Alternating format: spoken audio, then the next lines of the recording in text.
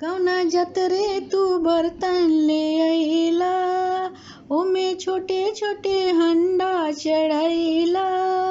कौना जतरे तू बर्तन ले अइला, ओमे छोटे छोटे हंडा चढ़ैला। ए सरवा किया हो सरवा हंडा के ढक्कन भूली गइला, भैया के ठगली हला। ए सरवा किया हो सरवा हंडा के ढक्कन भूली गइला, भैया के ठगली हला। ए सरवा कौना मार्केट से एसी खरीदला, ओमे बिगड़ाला कूलर चढ़ैला।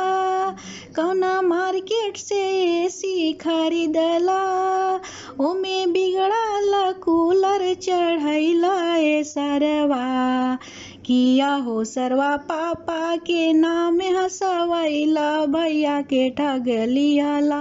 ए सरवा किया हो सरवा चाचा के नाम हंसवैला, भैया के ठगली हला। ए सरवा कौना दर्जी से कोटवा सियैला, ओकर सेट टाई काहे ना ले अइला।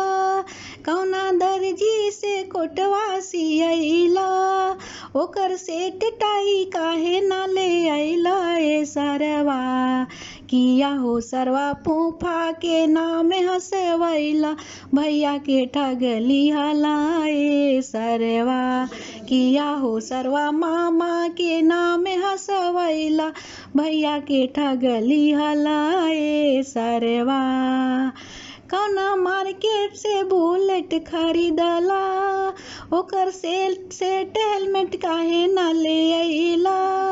कौना मार्केट से बुलेट खरीदला, ओकर सेट हेलमेट काहे ना ले अइला। ए सरवा किया हो सरवा मौसा के नाम हंसवैला, भैया के ठगली हला। ए सरवा किया हो सरवा पापा के नाम हंसवैला, भैया के ठगली हला। ए सरवा।